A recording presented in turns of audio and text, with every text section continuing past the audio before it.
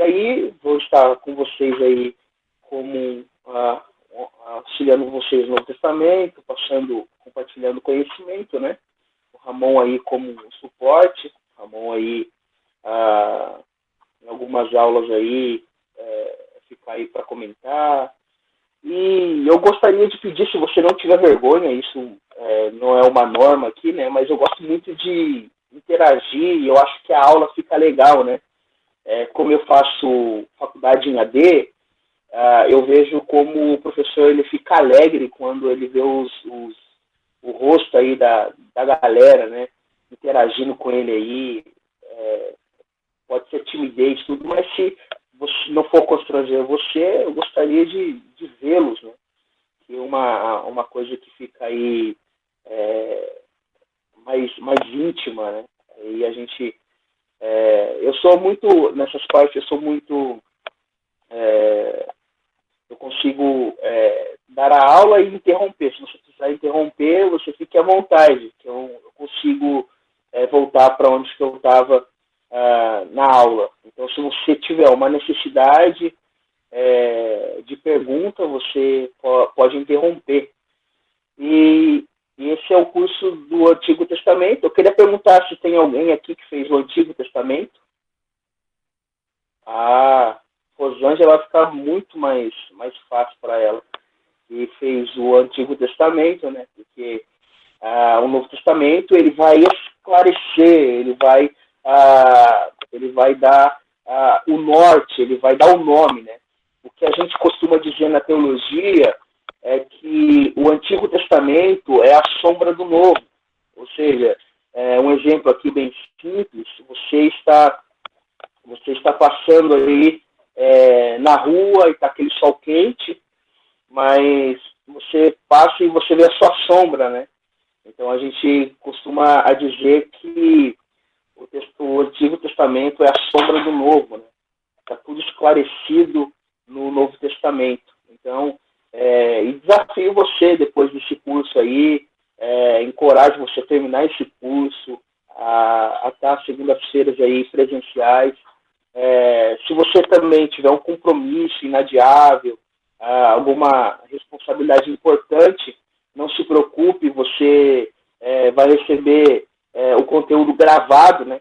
O conteúdo gravado não é a mesma coisa como se fosse presencial, mas você vai poder participar da aula, né? Dependendo do motivo aí, da sua ausência nas segundas-feiras. Então, toda segunda-feira aí às 8 horas da noite, nós estaremos juntos aprendendo as escrituras.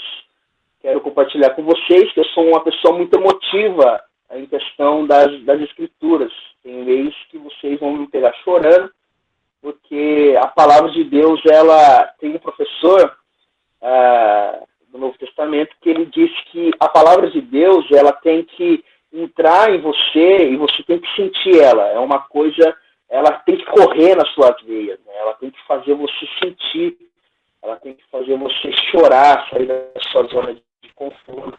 E também ela te conforta, é claro. Então, teve aulas aqui que a gente começou, né? E Deus falou Deus fala através das aulas, né? Porque a gente está falando da revelação, né?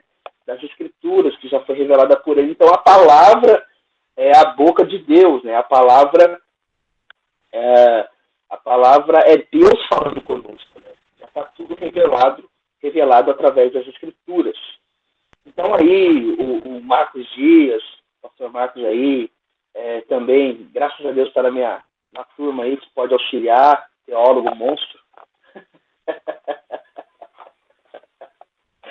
Então, estou muito confortável. Então, vamos lá então para o que interessa, né, que é as Santas Escrituras. E aí, o Novo Testamento, a gente vai começar por etapas, né? Eu vou compartilhar aqui com vocês.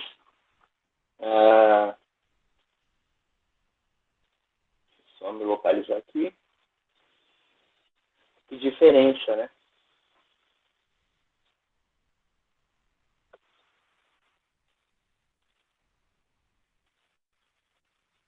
Vou compartilhar com vocês aí.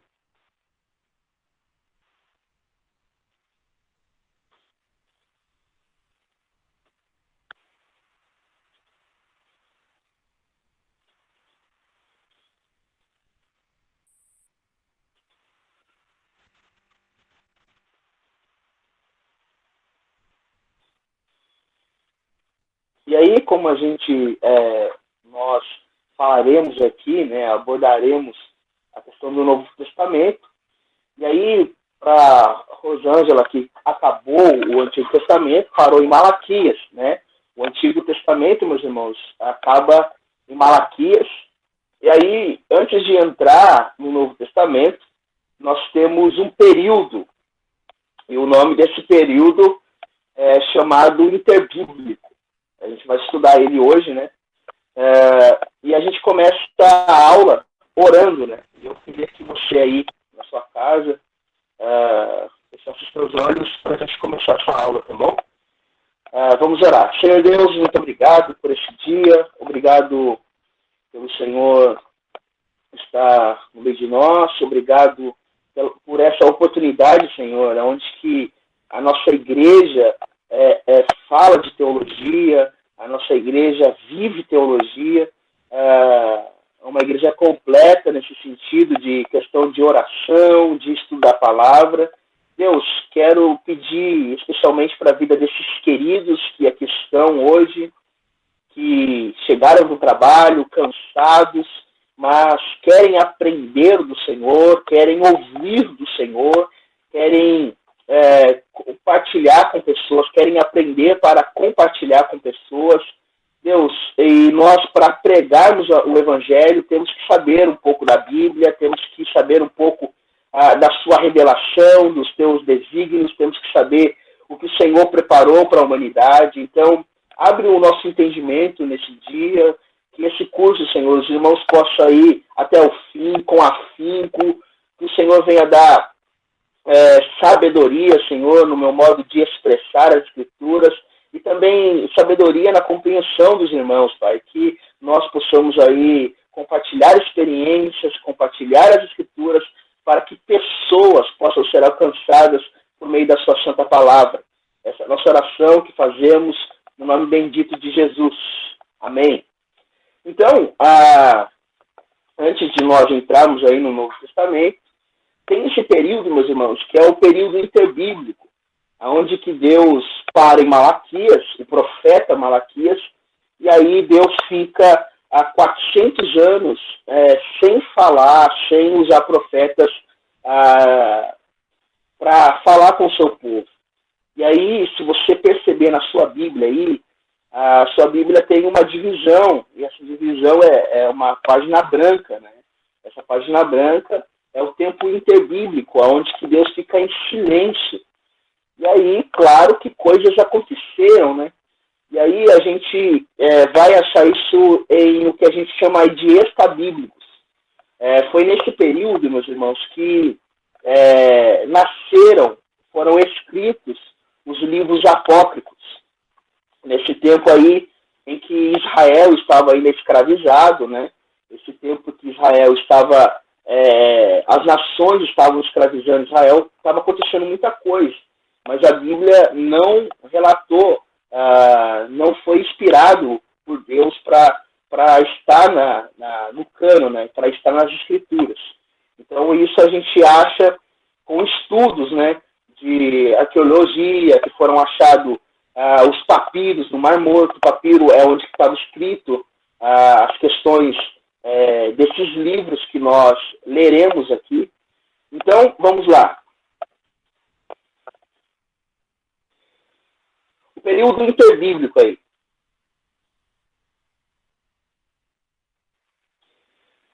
Quando se encerra o Antigo Testamento, né, foi o que eu falei, os limites aí territoriais da nação de Israel são bem pequenos.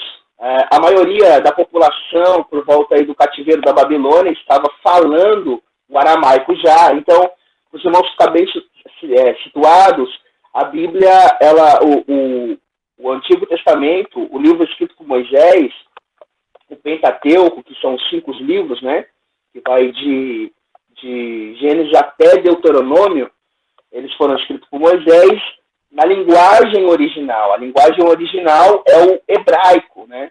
E aí, passando esse tempo, ao longo do tempo, quando chegou o exílio na Babilônia, aí a Babilônia implantou essa cultura, né? E essa cultura foi a língua aramaica. e o povo judeu estava, então, debaixo desse domínio do Império da Pérsia, né? Nessa época aí, quem governava Israel já não era mais rei, como foi antigamente, como Davi, como Saul, como Salomão. Agora, quem governava tinha uma liberação dos imperadores do método persa, que eles podiam ter uma liderança, mas não como rei, porque o rei que dominava era o método persa. Mas o sacerdote podia governar Israel. O sacerdote podia aí ter os seus rituais, né? E aí, quando se inicia aí o Novo Testamento, encontramos a Palestina debaixo de uma realidade completamente diferente.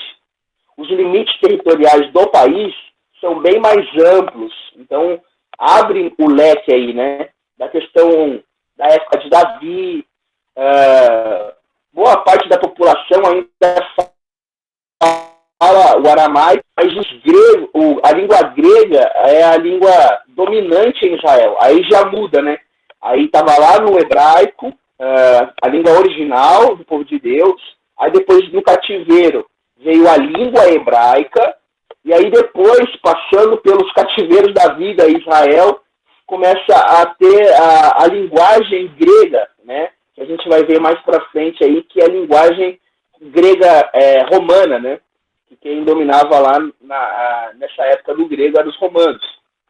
Então, boa parte da população ainda falava o aramaico, mas a língua grega foi dominante em Israel. O povo de Deus estava agora debaixo do domínio de outro império, né? Que é o Império Romano, onde que o rei era Herodes, e é quem está governando esse país.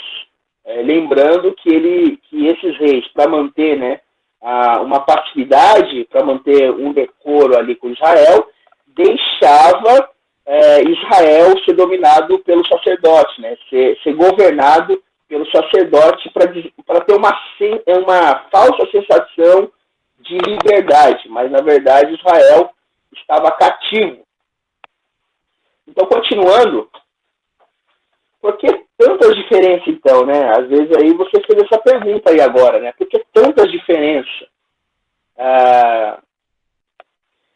O que foi que aconteceu entre o término do Antigo Testamento e o início do Novo Testamento? O que foi que aconteceu nesses 400 anos que separam o Antigo Testamento do Novo Testamento?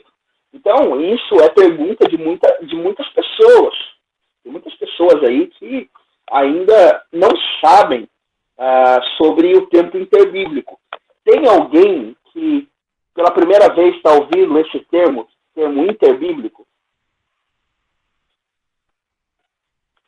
Senhora Bastos.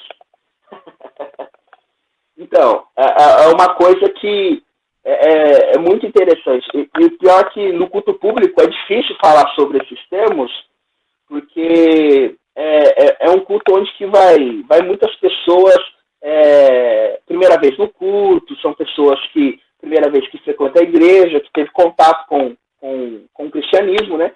Então fica muito confusa, né? Por isso que a gente não fala muito isso em culto público, culto de domingo. Então por isso que é muito bom ter esses cursos que aí a pessoa se engaja, tem um encontro com Jesus, né? Cristo recebe ela é aceita pelo Espírito Santo, aí tem a iluminação, e aí a gente começa a entender as Escrituras. Aí a gente começa estudando, e aí a gente começa a entender os termos. Então é muito importante o estudo da Palavra de Deus.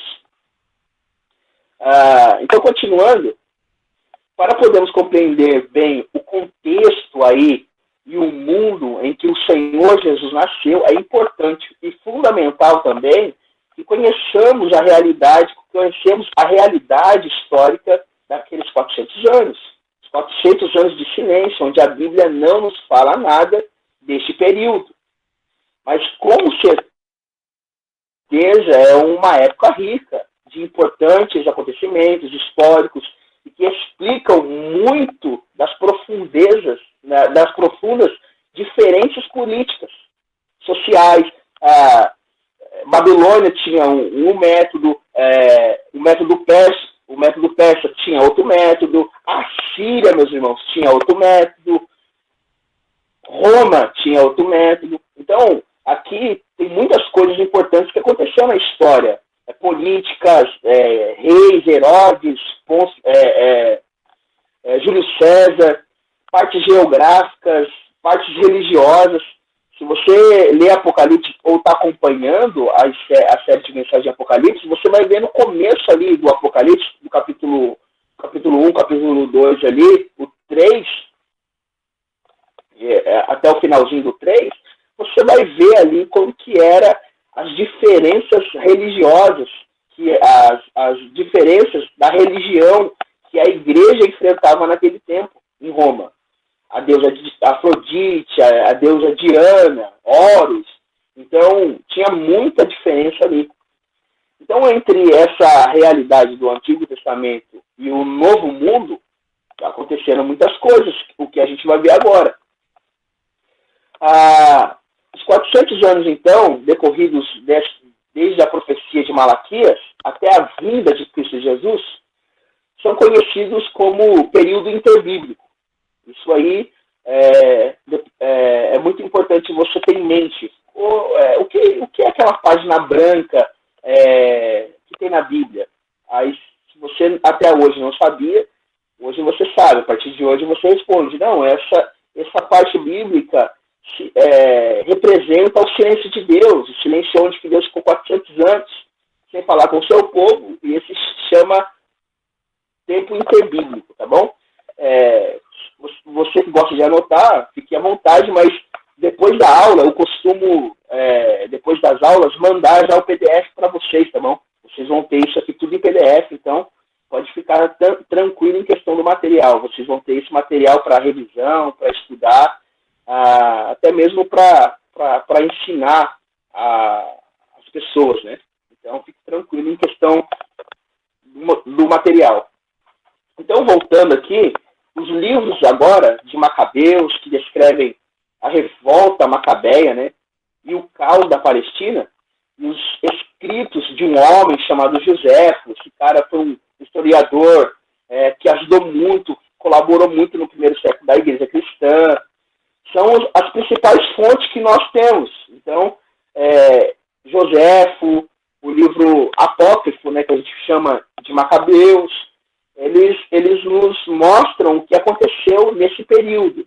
E também tem um livro aí de Daniel, né? Deus deu a visão, uma prévia aí que ia acontecer ao decorrer dos anos ao profeta. Aí o profeta faz aquele esboço da época. Daniel viveu também durante a ascensão da Babilônia como potência mundial. Ele viveu o reinado, ele viu esse reinado também da Babilônia desaparecer. Daniel viu, portanto, as revelações, né, as ascensões de outras forças, como de Alexandre, Ptolomeu do Egito, os Sileucidas da Síria, e também os Macabeus e os romanos. E aí a gente vai começar a entrar um pouco, então, nesses períodos. Então, o primeiro período aí, meus irmãos, foi acerca de 331 a.C., que foi o período da Pérsia. Então, o Antigo Testamento encerra-se com o Império da Pérsia ainda no poder. Tem esse rei é o Ciro, né? Havia permitido, então, se você ler lá se não me falha a memória, em Jeremias, agora só fugiu se o pastor Marcos puder ajudar aí, eu acho que o capítulo 28, se não me falha a memória, de Jeremias, que diz que Ciro, esse homem que era rei da Síria, ele ia ser usado por Deus, olha que interessante, ele ia ser usado por Deus para a libertação de Israel. Então, aí, cerca de 538 aí, Ciro ele permite que Israel volta aí para sua terra. Aí tem a Esther, a judia, né? que teve teve a participação desse cativeiro. Também Esdras foi um escriba aí no ano 456. Neemias, o grande construtor, há cerca aí de 443 anos,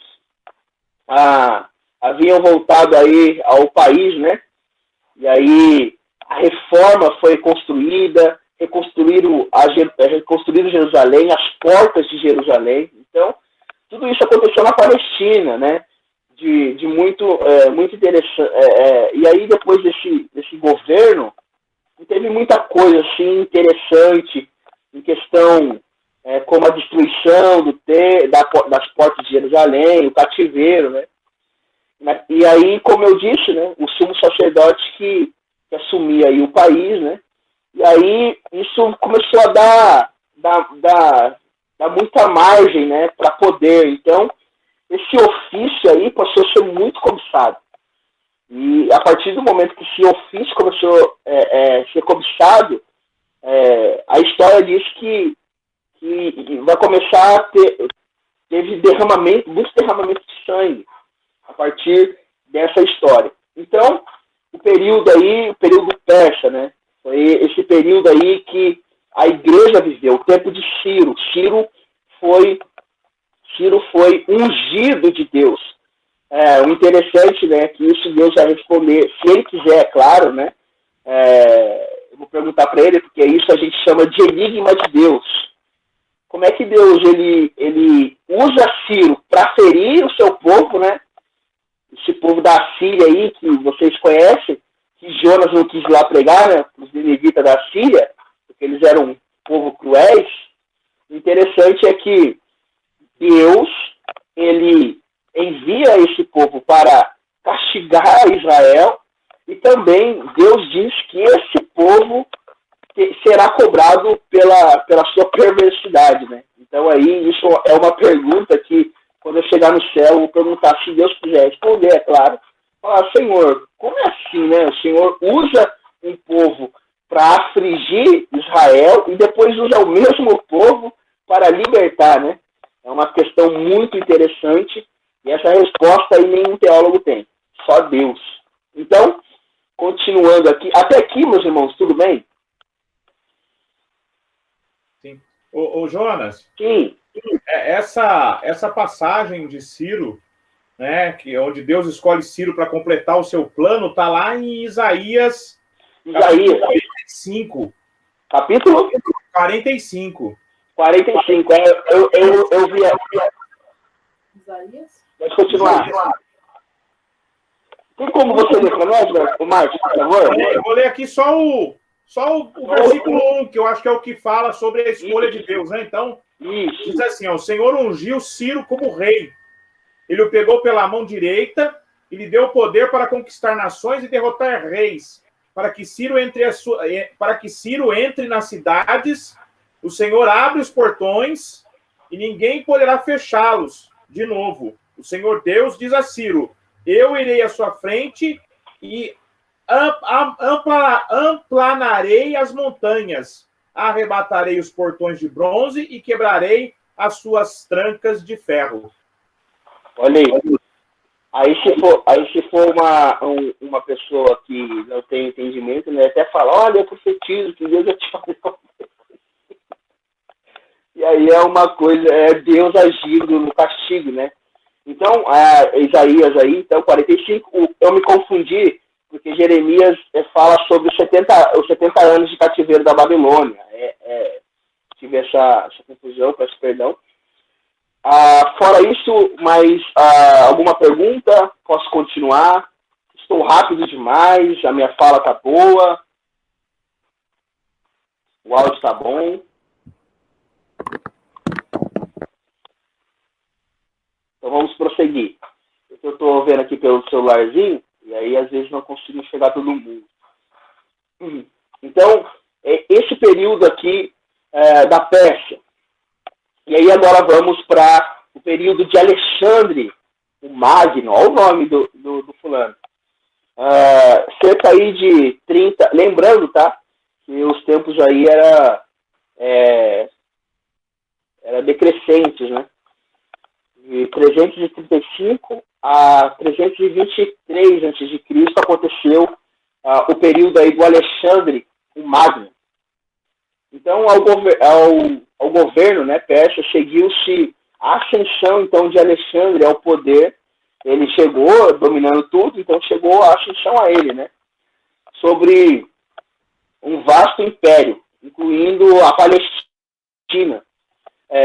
Felipe da Macedônia, seu pai, havia estendido, então, o governo de toda a Grécia e se preparava para uma grande guerra contra a Pérsia. Olha aí, e o interessante aqui, só um parênteses da Palestina, que essa guerra da Palestina só vai acabar com a vinda do Messias. Isso aí é uma outra história, de escatologia, né? Espero que vocês estejam acompanhando aí. Só para uma curiosidade aí para vocês aí, acender uma fagulha de conhecimento aí, tá? Então, nesse período aí, havia um interesse do Felipe, né? Do Felipe da Macedônia, que é o pai de Alexandre, que ele queria tomar, então, a Pérsia. E aí não deu, porque ele foi assassinado, né? Então, o seu filho tomou o lugar com apenas 20 anos, olha aí, com apenas 20 anos de idade. Então, percebendo também aqui, meus irmãos, naquele tempo a maturidade chegava muito cedo, né? Que nem hoje em dia, hoje o rapaz com 30 anos não sabe o que ele quer ser da vida, né? Ainda mora com os pais, ainda, tudo. Não se esforça para nada. Então, antigamente, o rapaz tinha que tomar posição de homem quando o garoto.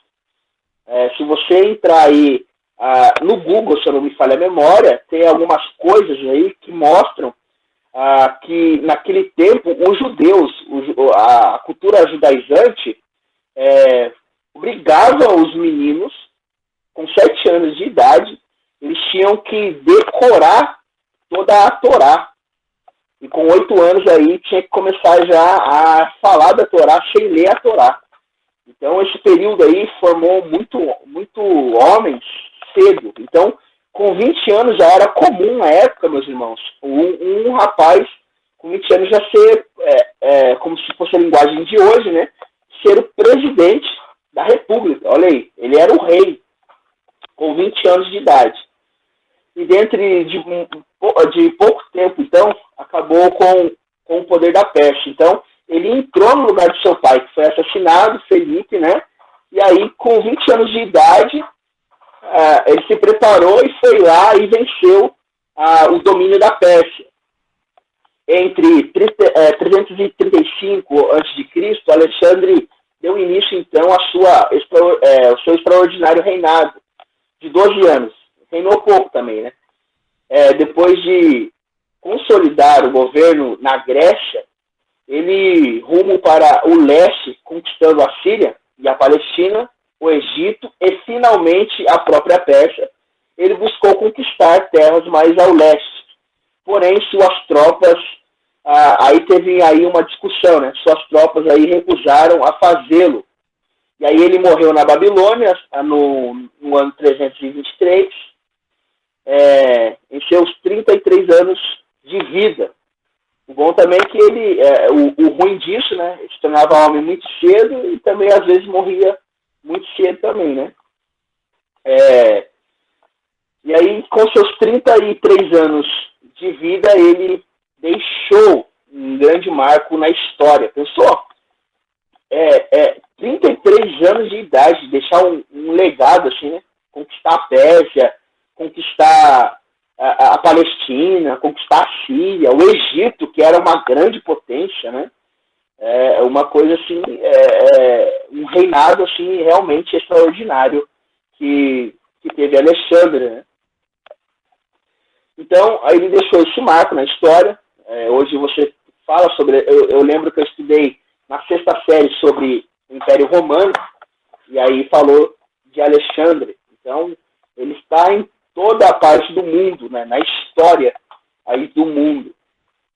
Então depois teve a repentina morte dele, né? Aí os temores e as rivalidades que tinha entre os seus generais da época, e o fato de ele não ter designado ninguém como seu substituto, como seu sucessor, né? Então precipitou uma situação caótica aí. Aí caiu um pouco o império aí de Alexandre depois da sua morte, né? Teve muitas rivalidades, e aí as rivalidades que teve foi entre os seus generais, que aí teve dividido entre quatro generais aí.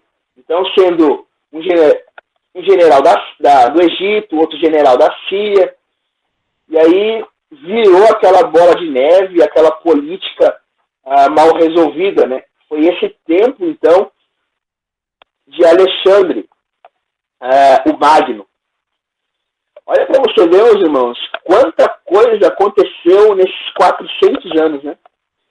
E aí, quando eu comecei a estudar as escrituras, porque eu comecei a estudar isso mais a fundo no seminário, eu ficava, nossa, e não entrava na cabeça, né? Por que tem a folha branca? O que aconteceu, né? E eu não tinha esse conhecimento que é disponibilizado hoje, né? E aí, é interessante, né, que alguma coisa aconteceu. Deus não falou, mas o mundo aí está girando conforme a sua ordenação, né? Que Deus predeterminou, né?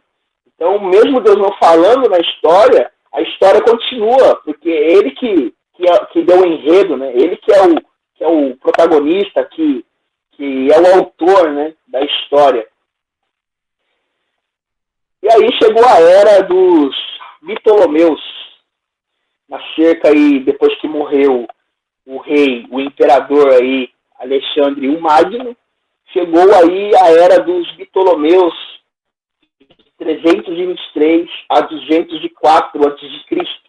Então, depois de algumas lutas entre os 4 generais, que cresceram o olho, né, da questão do reino amplo de Alexandre, o Egito caiu nas mãos de Ptolomeu Soter.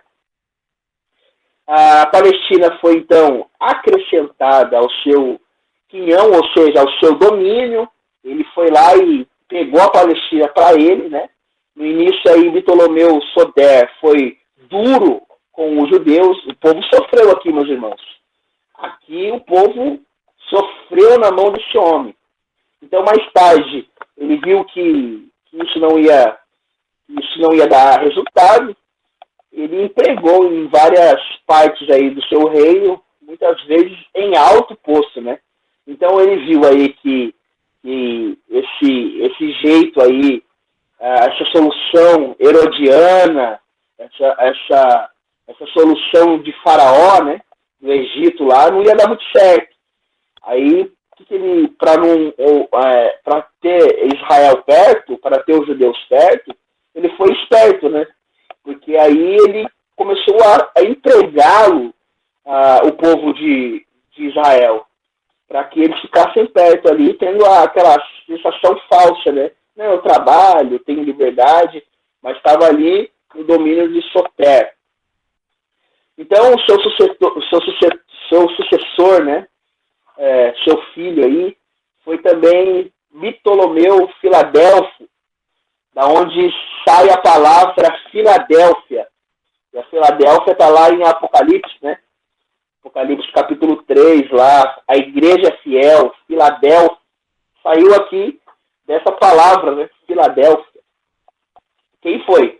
Foi um dos mais eminentes deles. Esse aqui já é diferente, né, do pai.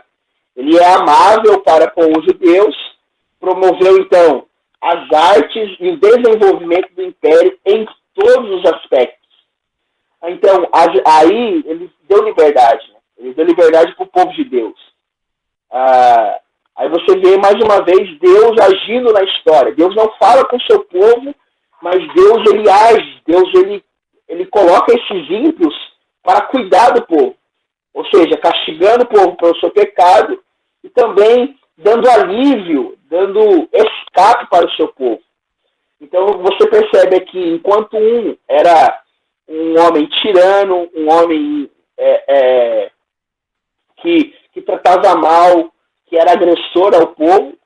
Aí Deus coloca um que é amável pelos judeus, né? E nesse tempo aí ele promove artes, ele promove o crescimento do império. E depois aí as escrituras, meus irmãos, as escrituras então hebraicas foram traduzidas para o grego nesse período, né? Para o grego durante o seu reinado na cidade egípcia de Alexandria. E aí tem um tema aqui que a gente chama de Septuaginta, né? Que é a versão da linguagem original hebraica para a linguagem grega, que podia ser lida, então, portanto, por todo o Império. Olha aí a Bíblia, né? A Bíblia chegando aí na linguagem grega. Naquela época era o papiro, né? O pergaminho aí, já estava sendo desenvolvido nessa época aí. Com o passar do tempo, cresceram, então, as rivalidades entre os reis do Egito, os Ptolomeus, e os assírios, né? Que são conhecidos aí como Seleucidas.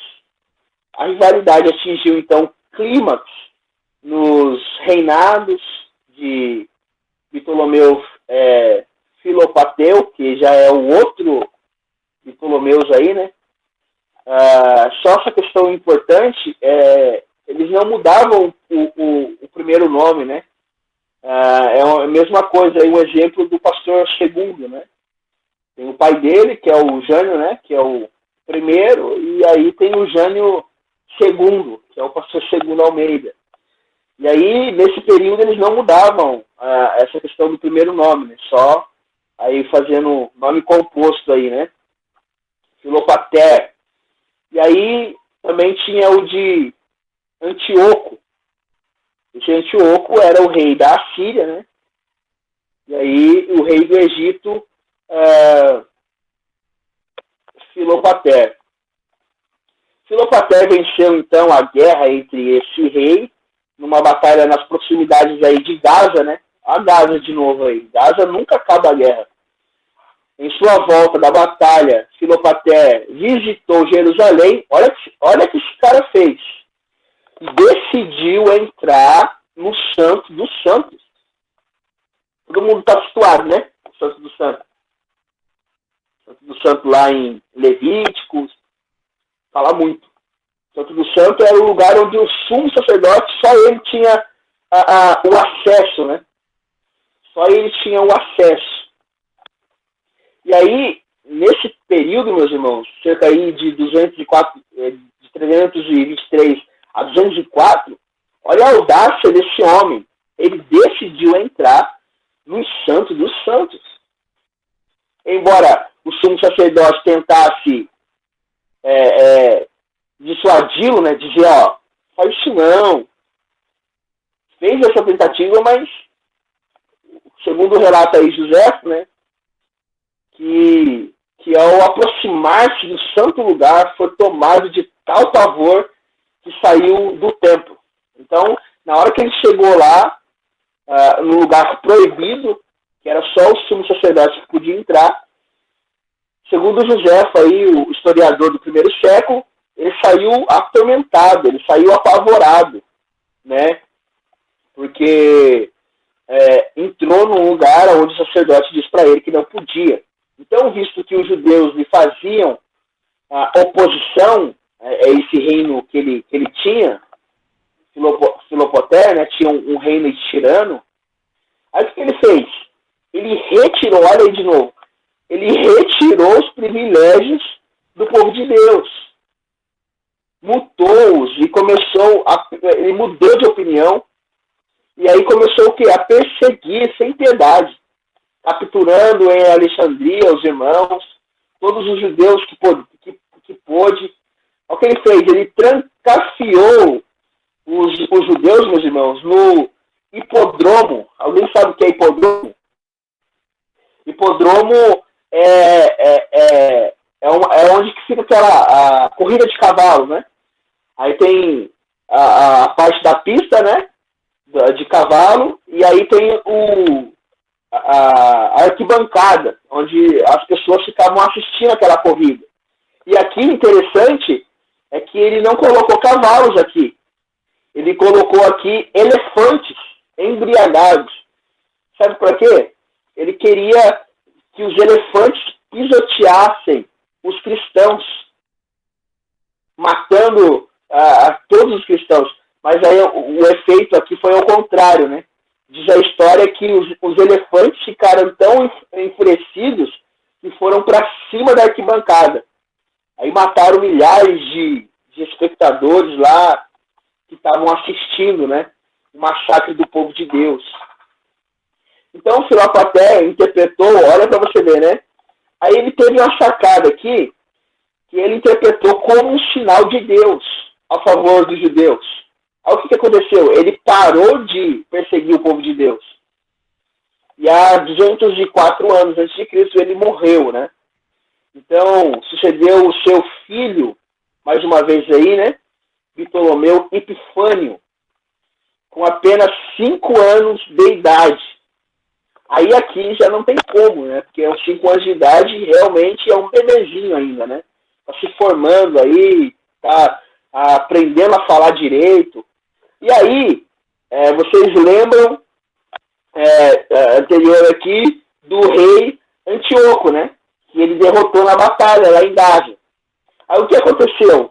Antíoco morreu, e aí veio o Antíoco III. O que aconteceu? Antíoco III aproveitou a oportunidade para o quê? Arrebatar do Egito,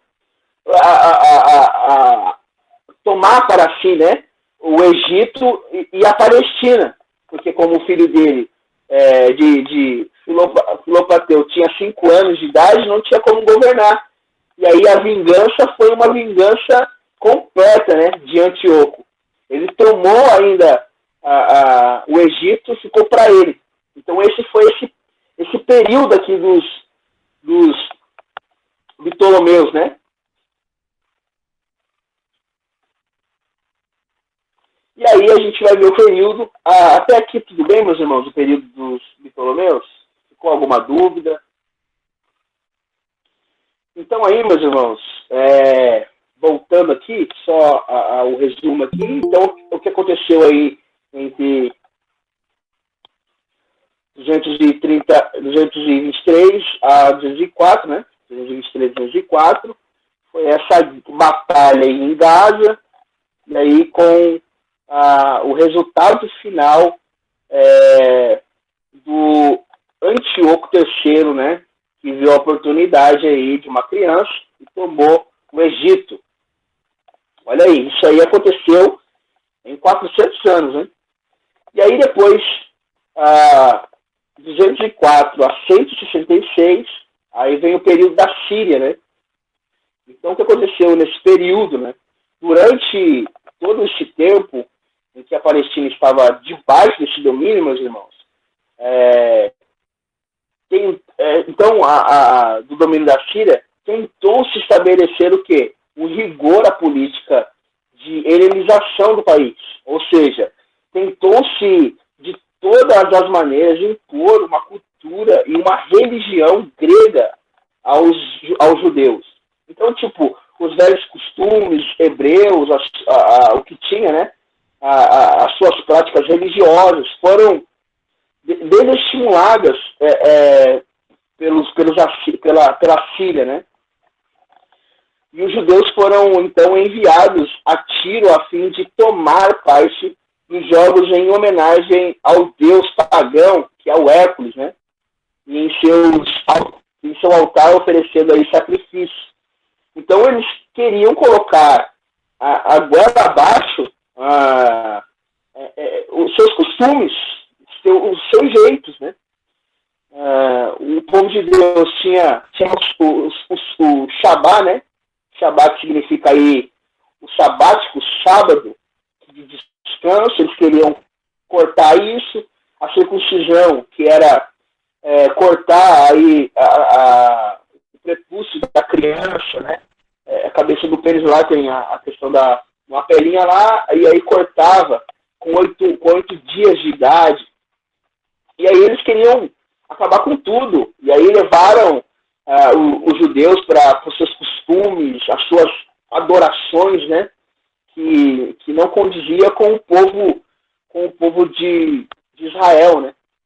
Então, o que aconteceu? Mas os judeus passaram a sofrer profundas dificuldades quando esse Antíoco Epifânio, né? Agora já é o quarto, né? O terceiro já se foi, agora veio o terceiro, Antíoco Epifânio, e aí ele sobe ao poder, e ele foi terrível para os judeus. Novamente aí, o povo de Deus sofrendo, né? Alguém queria responder essa pergunta que eu vou fazer? Por que esse sofrimento, né? Alívio e há sofrimento. Alguém sabe aí? Rosângela, que estudou aí o Antigo Testamento, se puder responder essa pergunta. Eu respondo, mas se tiver alguém aí que tem esse interesse, pastor Marco aí. É interessante isso, né? Então, eu mesmo vou responder. Lembra, vocês lendo aí Gênesis 3 aí, né? Você percebe aí a queda do homem, né? A mulher peca, Adão peca, e aí você percebe que Deus fala que haverá uma promessa, né? Da semente da mulher nascerá um que esmagaria a cabeça da serpente, mas também a semente da serpente morderia o calcanhar da semente da mulher. E é isso aqui que está acontecendo. É um embate, meus irmãos, da semente da mulher e o embate da semente da serpente. A serpente ela vai tentar bater o povo de Deus. E aí, até a vinda do Messias, né? O Messias aí sendo crucificado, a sua ressurreição, até esse período, a igreja ia sofrer muito, né? E aí Jesus ia ressuscitar, ia ser levado ao Pai em glória, né? E aí ia esmagar a cabeça da serpente. Essa é uma ilusão aí, esse período. Por isso que há esse embate aí, né? De sofrimento e de alívio. Sofrimento e alívio. Alívio e sofrimento. Então, o povo de Deus começou a sofrer muito nesse período, né? Porque queriam colocar aí essas ideias malucas na cabeça dos crentes, dos judeus da época. E aí a gente vê que não é diferente, né? No tempo de hoje, a gente vê aí que sempre as astúcias de Satanás são contra a igreja, são contra o povo de Deus, são contra os eleitos de Deus. E essas ideias acabam nos afetando diretamente, porque nós não concordamos com tais posição, né? Ou posições. Só um exemplo aqui do que aconteceu essa semana foi do pastor Jorge Linhares, né? Que se colocou firme em sua posição, não falou nada que não é verdade, né? Não fugiu não ofendeu a pessoa com palavras ridicularizando elas, negativo. Ele falou o que a Bíblia diz e o que a lei moral nos ensina o que é o certo, né? Que é a questão de ideologia de gênero. Né? Então você percebe que hoje essas questões aí não é diferente do tempo passado. Então sempre vai ter esse embate da semente da mulher, né? E da semente da serpente. Isso aí dá um estudo bom. Se um dia os irmãos assim quiserem, né? A gente faz um dia aí teológico a respeito da semente da mulher e da semente da serpente, que eu acho que vale a pena muito a gente estudar um pouco sobre isso. Então, continuando aqui, da helenização, né? Por causa disso, o povo de Deus tinha um ódio. O povo de Deus criou um grande ódio nesse governante aí, porque ele fazia tudo que era mal para os judeus, né? Aí teve uma ida de Antíoco, meus irmãos, para fora, né? Para sufocar aí um levante, correu um boato aí que ele foi para fora, né? E aí ele foi morto. E aí começou uma celebração grande aí dos judeus, né? Quando ele ficou sabendo da situação, que os judeus estavam celebrando a sua morte, o homem ficou muito, mas muito revoltado, né? Voltou para Jerusalém, sitiou a cidade, massacrou aí cerca de 40 mil judeus de uma vez só, não quis saber de nada. Ele ficou tão furioso com os judeus, comemorando a sua suposta morte, que ele mandou massacrar 40 mil judeus.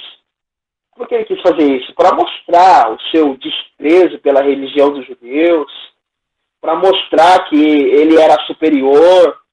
A audácia dele foi tão grande, meus irmãos, que no Santo dos Santos ele sacrificou um porco. Porque os judeus não comem porco pela questão do sangue, e é considerado um animal impuro para os judeus, né? Então, ele pegou isso, sabendo que era um lugar santo, ele sacrificou no altar, e ele pegou o sangue e foi aspergindo ainda no templo dos judeus. E aí depois ainda, por sua ordem, o templo passou a ser templo dos Zeus. Não, agora não vai ser templo do Yahweh, do Deus de Israel, não. Agora vai ser o nosso templo, o templo do nosso Deus. Vai ser o Olimpo dos Zeus. E aí ele proibiu o culto e os sacrifícios judaicos. Ele criou rituais pagãos, né? Aí proibiu também a circuncisão. Ele proibiu todos os escribas que escreviam na época, se escrevesse alguma cópia da lei do Pentateuco, e era uma ofensa, e a punição aqui era a morte. Olha esse período, meus irmãos, de 400 anos, o que isso aconteceu. O tanto de pessoas que não morreram, né? E aí os judeus, então, resistiram. Aí apareceu um homem chamado aí, meus irmãos, Eleazar, um idoso escriba que escrevia a questão da lei, né? Ele foi à oposição aí. E ainda por ser posição, é claro, foi morto porque se recusou a comer carne de porco. Porque para os judeus aí é uma ofensa, né? Então, um após o outro, olha o que aconteceu na família de Eleazar, meus irmãos. Porque ele se recusou a comer um porco. Um após o outro, olha o que aconteceu com a família dele. Um após o outro, a mãe e os seus 7 filhos tiveram a língua cortada, os dedos das mãos e dos pés amputados e lançados num tacho fervente. Um grupo de resistentes, em número aproximado de 1000 pessoas, foi atacado num sábado, recusando-se a quebrar as proibições sabáticas. Foram mortos sem lutar. Então, naquele tempo, meus irmãos, de 400 anos, Deus ele usou, isso a gente chama de pré-ordenação, né? Deus ele ordenou isso, para que o povo se chegasse a ele, mas também Deus ele cobrou desses maldosos, Deus ele agiu com justiça também. Então você percebe aqui que esse Eliezer, o temor dele a Deus era tanto que ele decidiu morrer, né? Também não só ele, mas a sua família e 1000 pessoas. Porque eles queriam profanar o sábado. E o sábado era sagrado. Então, esses homens foram mortos e ainda não lutaram pela vida. Foram mortos sem resistência nenhuma. Então, continuando a situação aqui, meus irmãos, estava intolerável. Israel não estava aguentando. O contexto provocou uma revolta, uma revolta aqui neles, iniciada pelo veterano sacerdote. Esse sacerdote chamava Matatias. O As morreu. Olha aí, quem quer ter filho aí é uma sugestão de nome, né? Matatias. Então ele, junto com seus filhos, lançou a desesperada luta contra a audácia dos opressores sírios. O que ele fez? Para reconquistar o direito de adorar a Deus, olha aí, eles lutaram para reconquistar o direito de adorar a Deus, conforme a lei de Moisés. Matatias iniciou a sua revolta conduzindo um bando à religião desértica, onde Davi, por tantos anos, tinha fugido de Saul. Aos poucos foi crescendo, meus irmãos, esse número. Dos que se puseram ao lado dos macabeus, os sírios lançaram 3 campanhas contra esses fiéis judeus. Uma pelo próprio Antíoco Epifânio, esse homem audacioso, esse homem perverso, mas nenhuma dessas teve êxito. Então, o que aconteceu? Algum tempo depois, Epifânio, ele morreu e interrompeu, então, essa guerra civil de Judas o Macabeus, que sucedera seu pai Matatias. Aí Matatias também morreu, e aí Judas Macabeus, ele assumiu o lugar do pai, a luta pela adoração a Deus, sobre a lei de Moisés.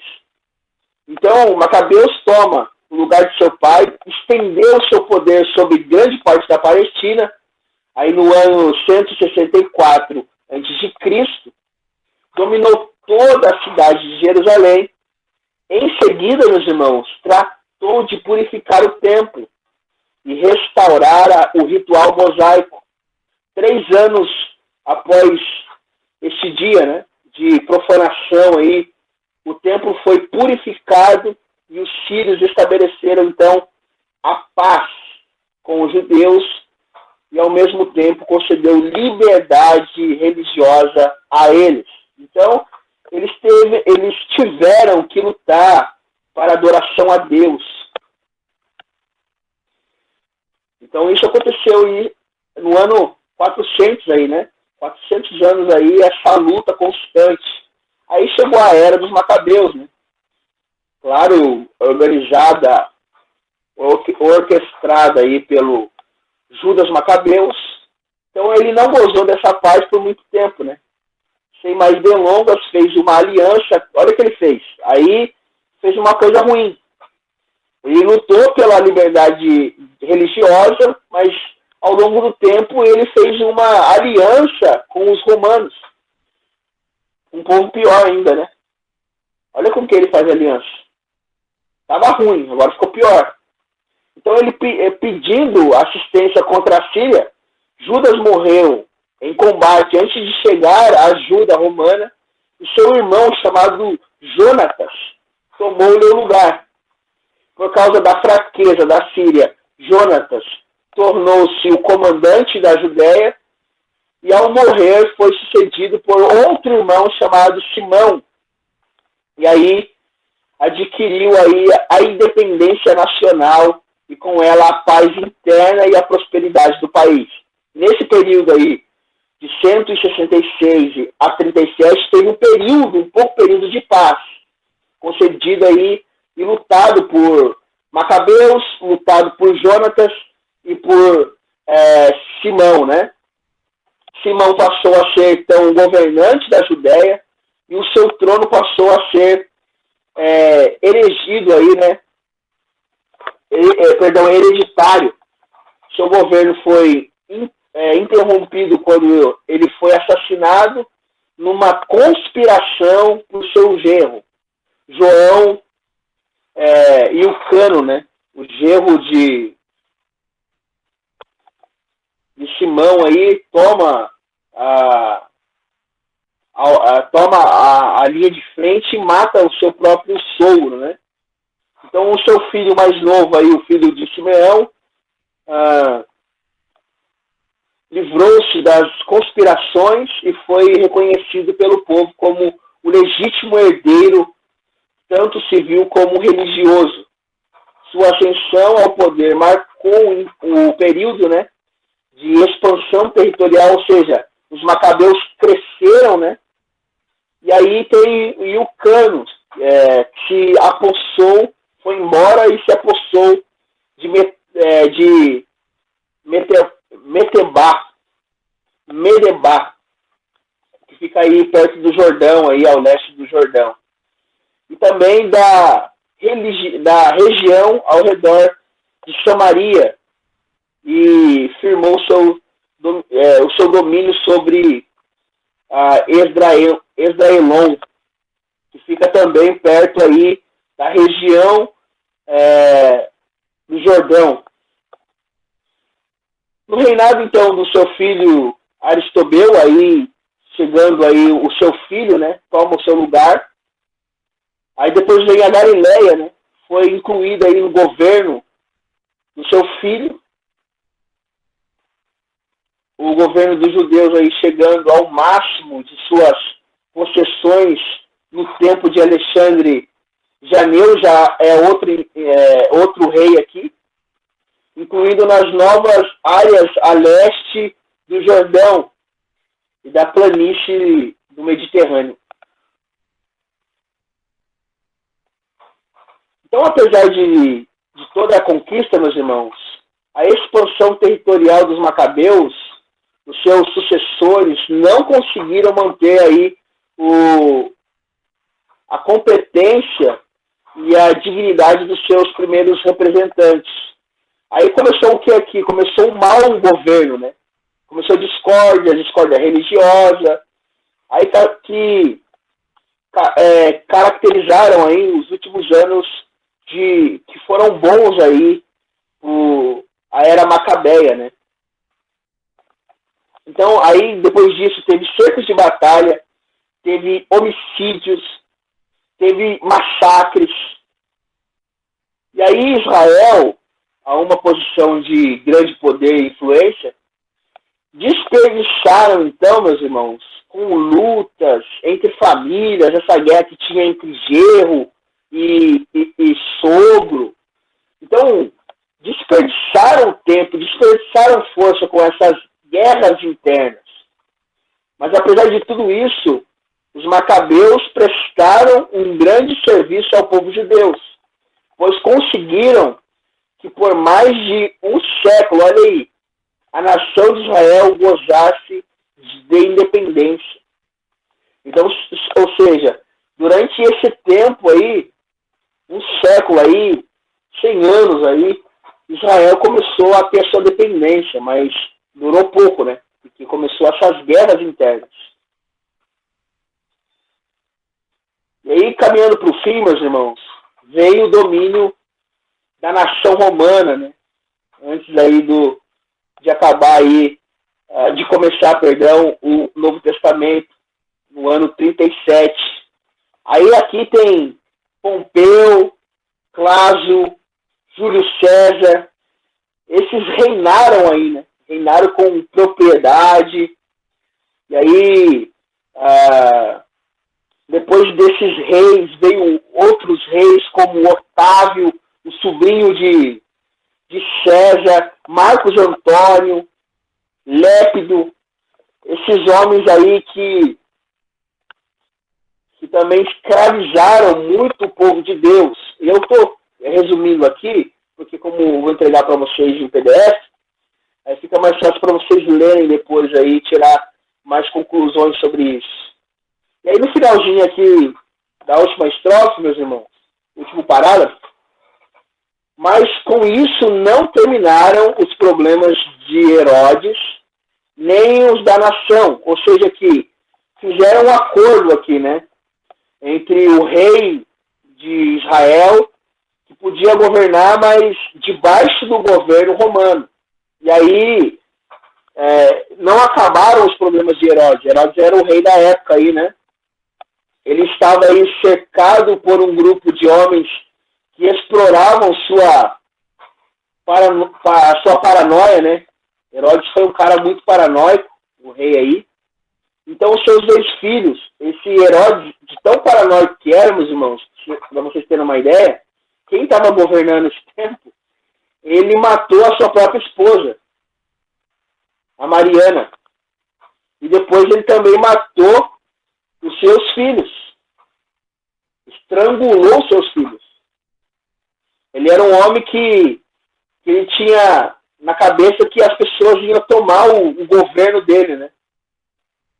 E aí, em outros atos igualmente, ele era um cara muito sanguinário, uma pessoa muito sanguinária, continuava durando ainda o seu reinado. Então, perto do fim da sua vida, esse governante, dominado pelo medo e de perder o seu trono, ó, em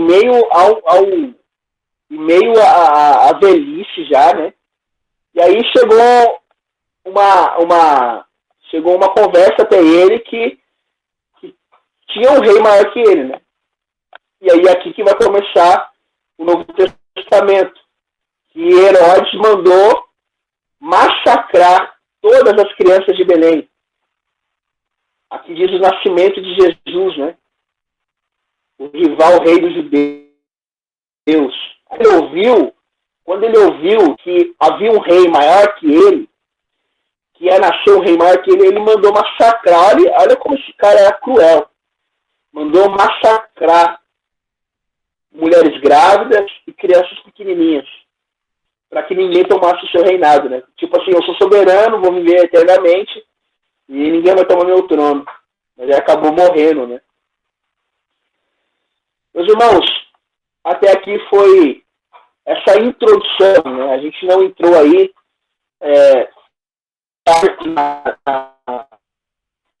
os capítulos aí de Mateus, de Marcos, né? Isso vai ficar aí para a próxima aula. Isso foi mais para os irmãos ter um entendimento aí de como foi, né, esse período aí de 400 anos.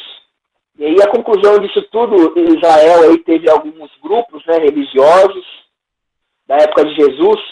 E aí, depois vocês lerem com calma os grupos que tinham.